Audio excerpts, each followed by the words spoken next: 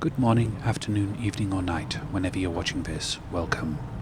I am filming less than 2 days after Storm Francis tore its way across England and this river rose. Not a record amount, but about a metre above its current level, and that's not really enough to carve out huge chunks of the old municipal dump site I'm at, but certainly enough to scour the base of a cliff cut by previous floods. The river's still about 40 centimetres higher than its usual level. Where I'm standing is usually a beach, and so I'm currently not all that sure that I can get to the cliff face, but I'm going to try, and if I can, there should be some interesting old things to find.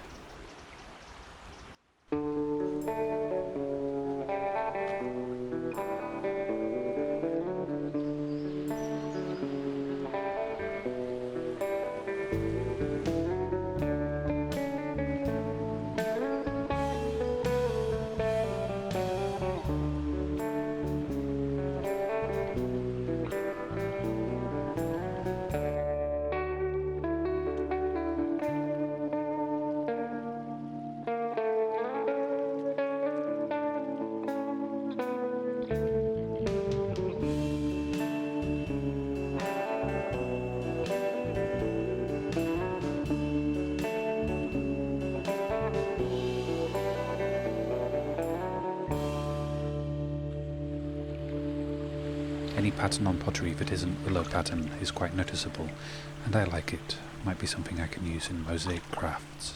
I'll take it.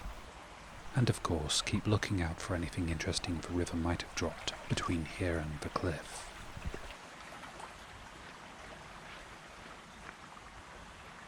I do see the bottles, but I have many. So if you see anything particularly fascinating that's not a bottle, do shout out. Also, any bottle if it happens to be special.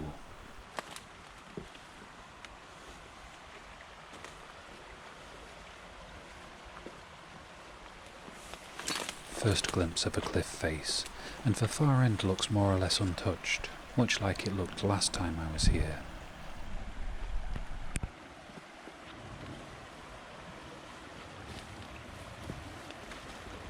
One difference is this clump of Japanese knotweed is much smaller, so if it was anywhere downstream that wasn't invaded, now it will be. And just up here, looks like there's a fair chunk gone, which means there's things to find.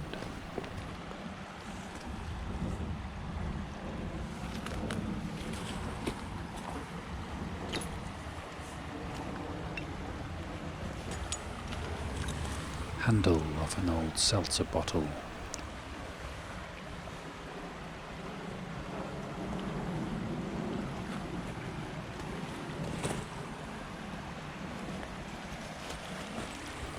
Bit of copper wire, and not one, but 2 vulcanite rubber bottle stoppers in need of a clean-up.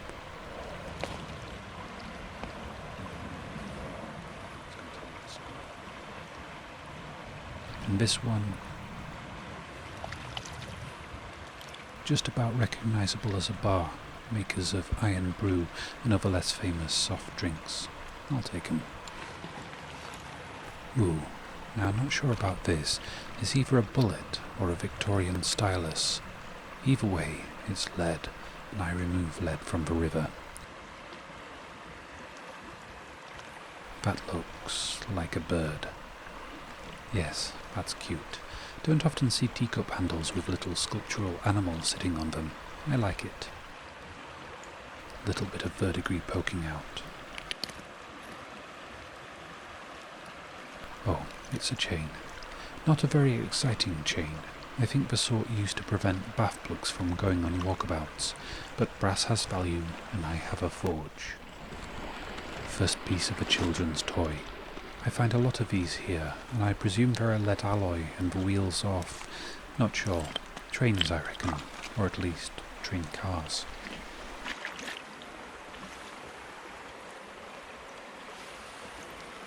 Lead ring.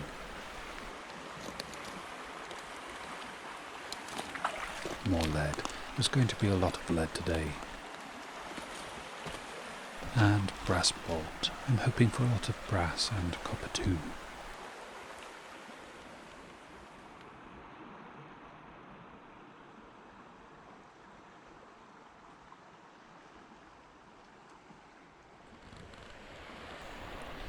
Is it a coin? Well, it might be.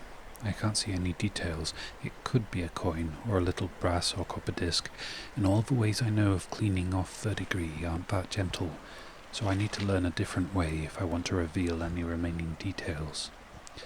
If it is a coin, though, it's probably a similar age to the newspapers, and even if I don't find a date in this clump, it's a fair guess that it'll be around the 1930s, as most of the newspapers here are.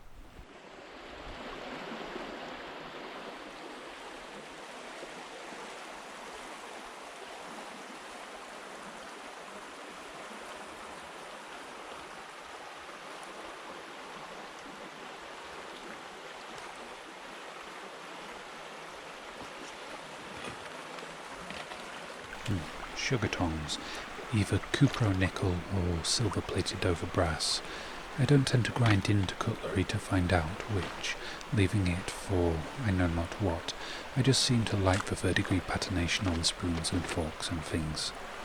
Figurine of a man, by the looks of it, in either a craftsman or shopkeeper's apron, and he's obviously missing his head but appears to be leaning backwards and looking up. I think I might be able to do something with this. Wow. All that soil fell out of the cliff face after the last flood in February, and I didn't realise the heavy stuff would already have worked its way down to the clay layer, but that's certainly what it looks like has happened. I'm used to seeing the cliff bleed iron oxide from this layer, but I didn't know if the metal pieces could find their way down through unmoving soil like the rusty water could.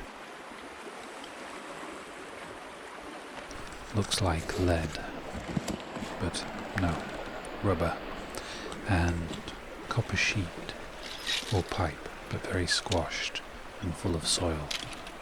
And is this a clock? Might have been, but the corrosion is complete, and what once was solid worked pieces of brass or copper is now crumbling verdigris, which I would like to try to refine back into copper one day, but don't yet know how.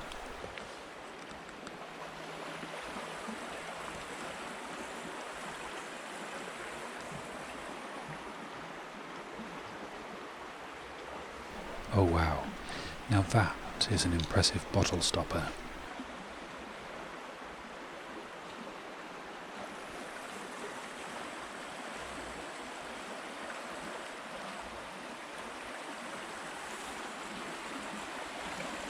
I see a toy horse. Little lead toy horse and rider. A soldier, I think. And another vulcanite stopper. Not as exciting a find as the toy, but I like finding both.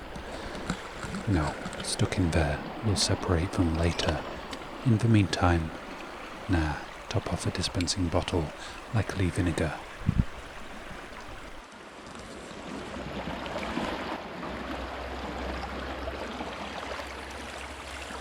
Pram wheel, I think.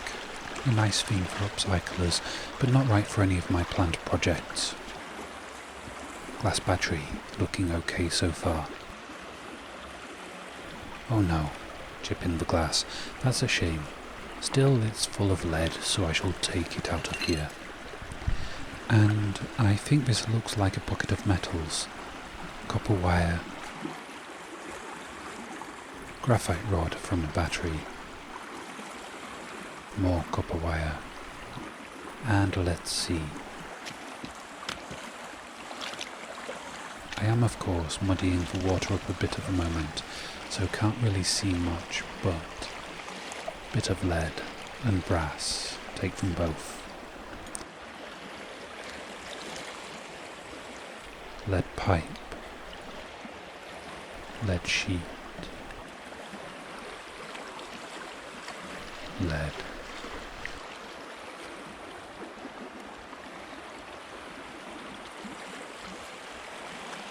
Water's clearing up a little now.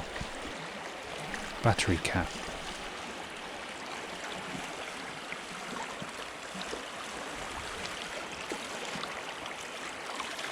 More lead. Brass ring. And a soldier with a very droopy gun.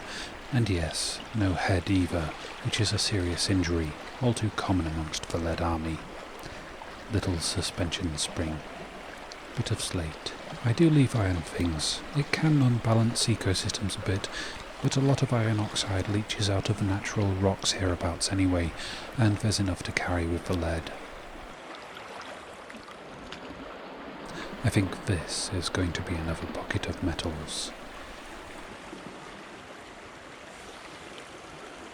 Ha, another piece of a seltzer bottle mechanism. Wheel from a toy. Another lead. Cowboy this time, in rough condition. A very partial piece of a toy horse. A little lead nugget. And I found one almost identical to this before, a characterization of someone with high regard in his tribe for feats of bravery. Brass. And looks like... yes, another soldier. Not sure about what era uniform he's wearing. Looks to be from the time when the British Army were cocky and foolhardy enough to wear bright red. Tube of something, possibly oil paints. Bit of brass attached to something else.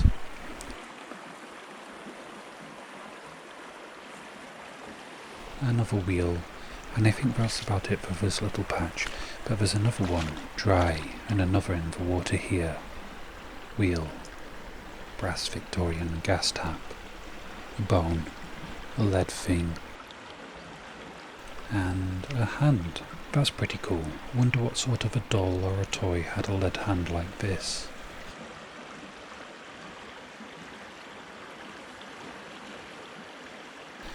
Another gas tap. More substantial, more brass. And more lead. Can't be too unhappy with it, because little pewter or spelter elephant. I love finding elephants, and I find so many of them here. That's very cool. That's not, and the lead pipe shall not escape. This little pocket is a mixture of lead and copper wire and partial brass key.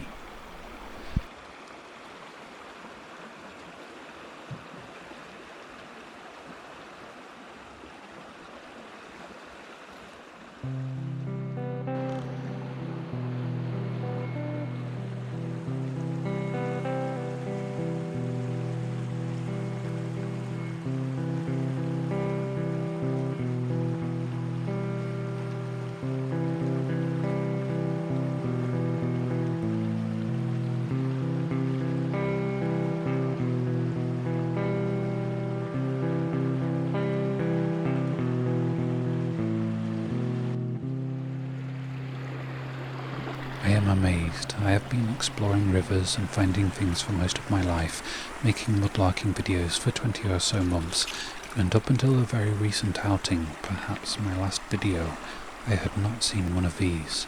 At the time of recording this video, I still don't know what it is, but at the time of releasing this video, hopefully one or more of you will have told me what it is.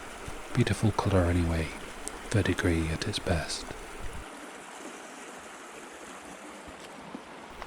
And down here there lies a little lead lamb, I think, part of a farm animal set. And here a lion, red lion. I'm pretty sure that's not a biblical prophecy, but does it come close? Lead nugget, copper piece, lead zombie? Or sports person. I don't know which sport, but that seems more likely. Lead, lead, lead.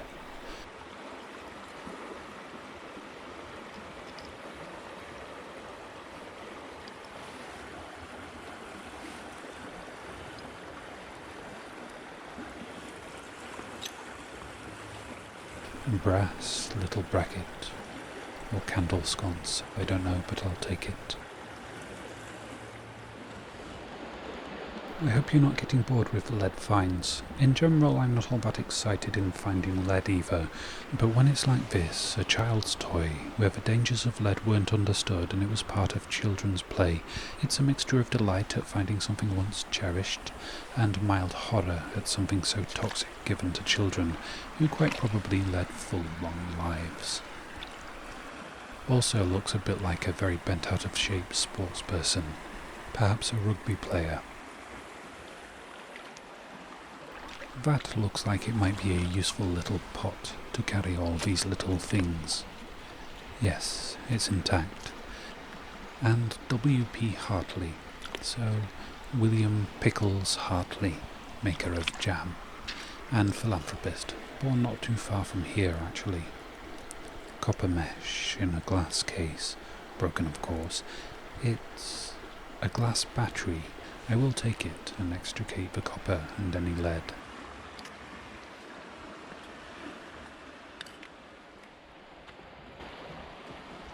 A bit deep, with saturated clay that's going to grab at my boots and try to eat them.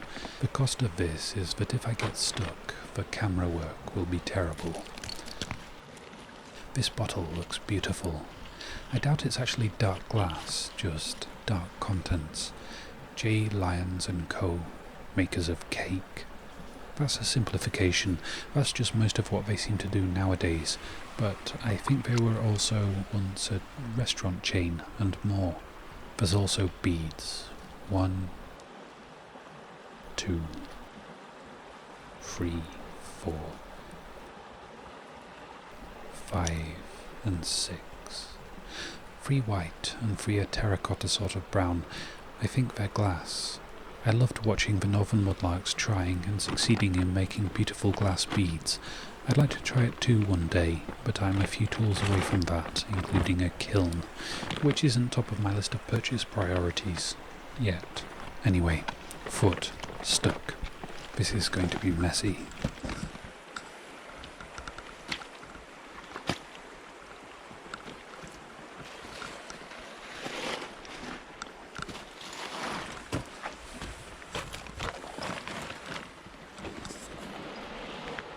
Little egg cup. Ooh, with a landscape, or rather building picture on it. Leeds Market Hall, where Marks and Spencers had their humble beginnings. Some copper wire. Milk glass pot. Quite an uncommon shape. Not sure if I have one, so a bit reluctantly I'll indulge the inner hoarding instinct this time. Ooh, cigarette lighter, I reckon. It is sadly too corroded to restore, but I'll take it because I like it.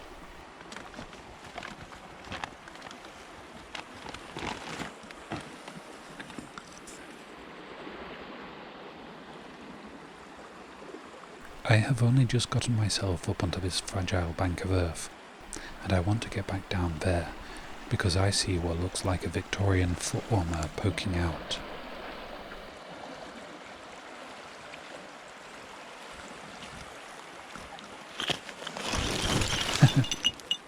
Cleared some of the overburden off this. Should come out easy now.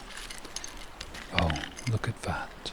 This is actually the first time I found an intact one with the original stopper in place. It is only the third intact foot warmer I found though, so not statistically significant, but I do think it's quite a rarity to find them together.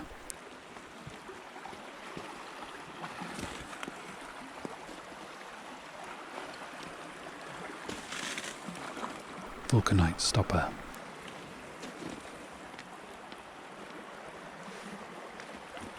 The bottom of a vase, or no, a candlestick. Pressed glass, quite nice. That's another thing to think about whether to take or not. Icy verdigris.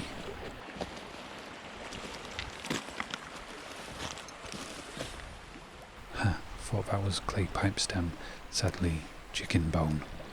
Big copper or brass bolt. Absolutely no viable metal remaining.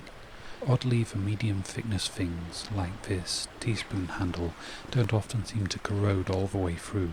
Probably the other alloy ingredients preventing that.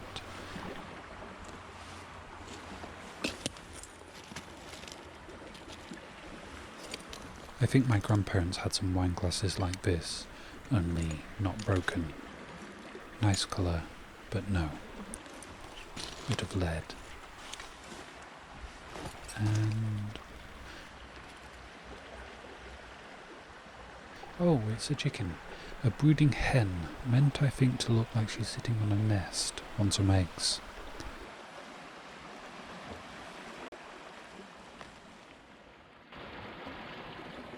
I see a pocket pen knife. I don't know why I like these, they're certainly not functional anymore or any use in upcycling, but I think I've kept every pocket knife I've found since I found one firmly encrusted in concretion by the seaside when I was about 7. That was probably dropped by a fisherman or sailor maybe 100 or more years before.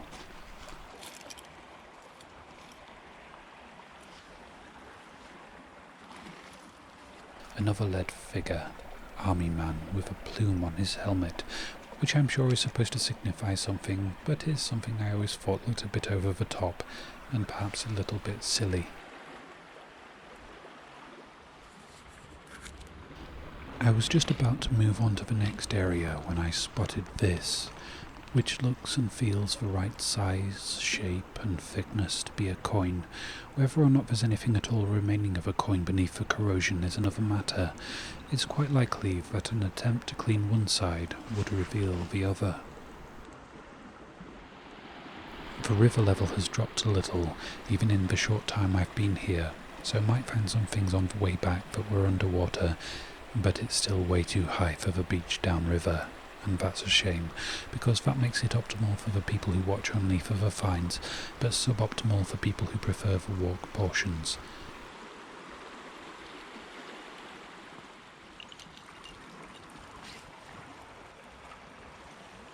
Yay, it's a doll hand, and a bit of a wrist. This is going to go in a box with other doll pieces and someday get given to Kate and Fleur of Mudlarking with Kitten Caboodlers, who might be able to find use for it in remaking a doll. I love how they give new life to things and send them out to new homes all over the world where they're loved again.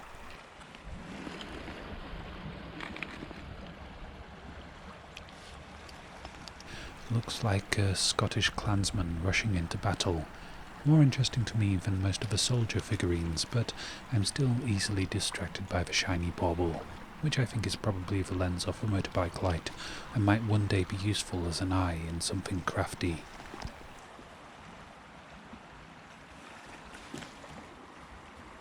Oh my gosh, the time I was here with Nicola White, she found something quite like this. Lead motorcycle and rider. I think the one she found was styled more like a 50s bike, and this one is based on a much earlier one. Looks a bit like a Triumph Trusty H, but not quite. And down there, it's the porcelain ear of a doll.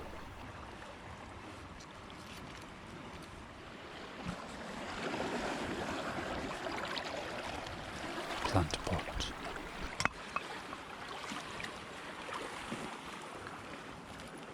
Oh wow, it's not often I find whole faces, part of a pot, possibly a planter, but I'm happy with it.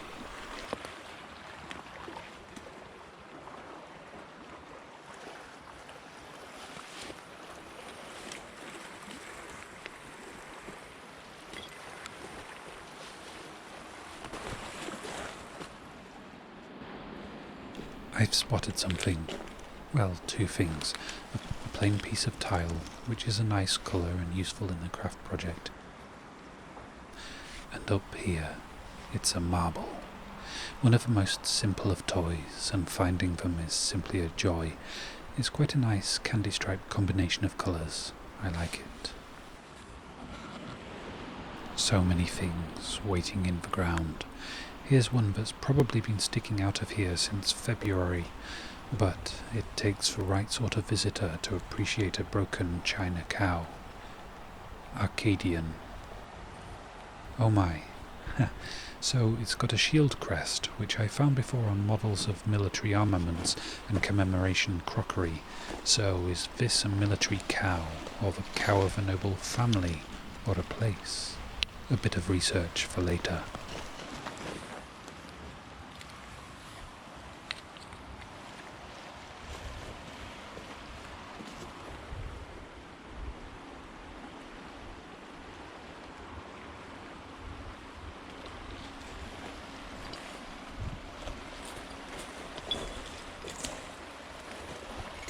Starting to rain now. It's unlikely to turn heavy, but if there's a torrential downpour upstream, this already sodden river system could rise up quite quickly, so I should probably start heading back. I'm sure there'll be a few things to find along the way.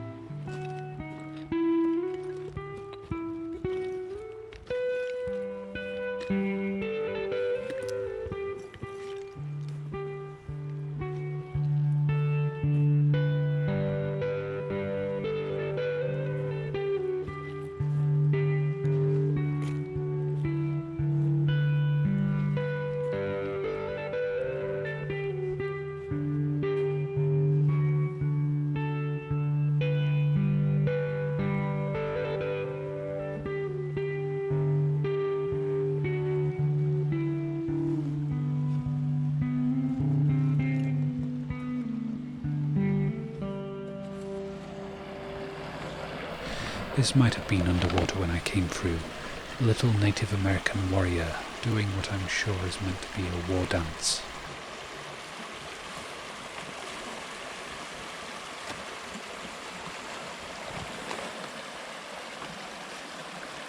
And now I have a delightful stretch of slippery, slimy, Wellington-boot-eating clay to navigate, which I can see no way around, and certainly not a way above.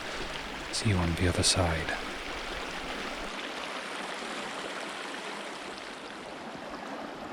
That looks interesting. It's a deer. I do wonder though, where do all the metalheads end up? There's also some copper wire and legs sticking out down here.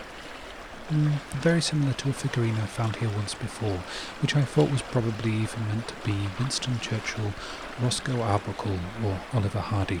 It's lead, so I take it. See that? It's a headless horseman, possibly with a lance or pennant, though he doesn't appear to be wearing armour. Has a sword sheathed, so American Civil War maybe? So this, I think, will probably be, if not the last find of the day, at least the point where I pick up my bags and make for the exits. It's an amazing sight, and I could show 1,000 things if I had the time, the daylight, the camera batteries. But today my eye was caught by all the broken lead toys, and that, for me, was quite fun. Now it's time to go home. Okay, thought that was probably the last find, but this is just one more. That's very cute, and I'm not really up on dog breeds, but I'm willing to guess at Jack Russell Terrier?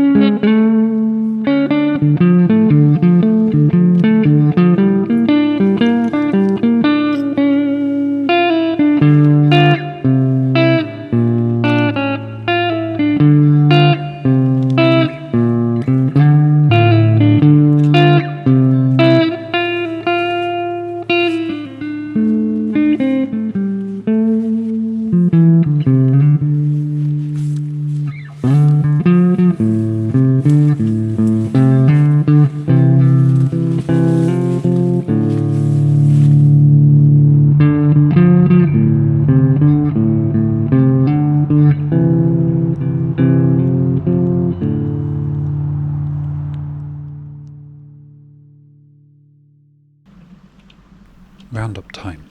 That was the first time in a long time that I've been the first person on the site after a storm's come through, and so I had the pick of things to find. It wasn't quite so bountiful as if a large flood had carved out new sections of the cliff face, but it washed away the soil from the base of the cliff and left behind the metals, which isn't to everyone's taste, but is to mine. So I had fun and found a lot, and don't even mind that I made a pile of things that I then forgot to pick up on the way out because of tiredness. The things I found but then lost by leaving were the intact foot warmer, which, if I'm honest, I wasn't entirely keen on taking, the 2 corroded bolts, the teaspoon handle, the pressed glass candlestick, the brooding hen made of lead, the penknife, the lead soldier in dress uniform riding a horse, the doll's arm, and the probably a coin. None of those things are things I can't live without, and it's only because I checked through the footage that I knew exactly which things I'd left. Hopefully the second mudlark to visit the site after the storm liked at least the foot warmer and perhaps the lead figures. I still brought home a lot of things. Some pottery pieces for craft projects, my own and James's of Find and Create, the face I might put in the box for kit and caboodlers. It is a shame I lost the doll's arm, but I do have a few of those already to give. The cow, the human, and the pewter or spelter deer will stay with me and may one day receive treatment for their injuries. I craft new limbs for broken things with tinfoil wire and super sculpey. This bottle stopper really is something, isn't it? I think the easiest thing for me to do with it is to give it to my girlfriend, because she likes it. It's now hers. I will keep, for some unexplored hoarder instinct reason, or for a future craft project, all the other vulcanite stoppers. I keep all the marbles I find, as is, not even using them as eyes in clay models. They're just nice to find, and nice to put into a jar with other marbles and stay on a windowsill where the sunlight shines through them. No such sentimental restriction applies to this lens, or this probable old light bulb. What a day it was for lead finds, so many toys. But the find of the day for me might be my very first lead bag seal. A very common find on the Thames, but not here for me. It's nothing special, no insignia or markings, but I'm very happy with it. The finding of it was on camera, but I didn't recognise it as anything but another piece of lead. I'm happy with all this odd selection of broken things, and some of them will make it into a display cabinet or two when that particular project makes it to the top of the list. I found hundreds, if not 1,000 or more bottles, and only a few that I actually brought home. I am really tempted to paint the inside of this one. It was so much prettier with black innards, and it really showed off the outside iridescence. Is that a crime against vintage bottles? This light bulb shaped thing, didn't know what it was when I found it, but kindly people who watched my last video, in which I found another one of these, brought me to the knowledge that it is a humble heating element from an early electric kettle. Where the rest of the kettle is remains a mystery. This possible coin will never again be recognizable. I tested it with a pinpointer that somebody very kindly bought for me, and there is no actual detectable metal left in it. It's corroded all the way through, becoming either copper chlorides, sulfides, sulfates, or carbonates. I found a fair amount of copper and brass things. All go into a box awaiting the other ingredients for some smelting videos, and a more than average amount of scrap lead. Hardly surprising given the conditions, and that all goes into another, rather heavier box, awaiting a time I take it all to a scrapyard to be recycled. That's it for finds, and now for thank yous. I'm incredibly grateful for all the kindness that gets sent my way. The money sent through Ko-fi has paid for both computer and camera replacements, so a huge thank you to everyone who's kindly donated. Now, what do you all reckon? Should I put a list up of all these kind people during my videos, or is the personal thank you I give on the Ko-fi platform more, or equally, or less appropriate? The wishlist is a newer addition to the channel, and I've been very surprised by the generosity. Since the making of the last video and this one, Mandy Peel has bought this, a pair of polarized sunglasses to help me spot things in the water. I've already used them, and they're very useful. Thank you so much, Mandy. I don't have a name for the kind person who bought me some milliput, which I've seen other mudlarkers use for a variety of fixing and crafting projects, and I'll certainly be able to make use of it in similar ways, so thank you, whoever you are, kind person that bought it. Angela Cayley, you have blown me away with your generosity. I am very glad my videos bring joy to you and your daughter. Angela bought me a kit of Gopro accessories, which includes, amongst many other cool little things, a dash cam fitting for my GoPro, so I can sometimes, when I'm not going to a secret location, include driving footage in the intros. It hasn't been safe for me to do so while driving before. Angela also bought me a camera cleaning kit, which I wanted in order to treat my camera kit better than I treated my first GoPro, which started to get a little bit grumpy with filming in recent months, possibly because of little bits of mud and dust getting inside. She also bought me 2 trowels, which will get put to work doing a bit of scraping here and there, seeing what's a little way below the surface, and a Dr. Otek pinpointer, which is hopefully going to direct the trowels towards buried historical artifacts and modest treasures. Thank you so much, Angela, for all this wonderful kindness. Thank you too to Debbie Sutton, who bought this beautiful ninja claw rake, which will serve in similar but distinctly different ways to the trowels. I've seen both claws like this and trowels used by other mudlarkers, and after observing their results, I think that different terrains call for different tools. This too will be useful. Thank you very much, Debbie. There are a few more kind gifts that either haven't arrived yet or haven't quite made it through my quarantine procedure for incoming mail yet. They'll appear in the next video. I do hope you've enjoyed this video. If you have liked it, then please give it a like. Further options are a comment, a share, subscribe, hit the bell icon to get notifications, and the further options are, and only if you'd like to, you can buy me a hypothetical coffee through Ko-fi, link in the description, or something off my Amazon wish list, which is ingredients for the many varied videos I'd like to make. Thank you all very much for watching, and for now, goodbye.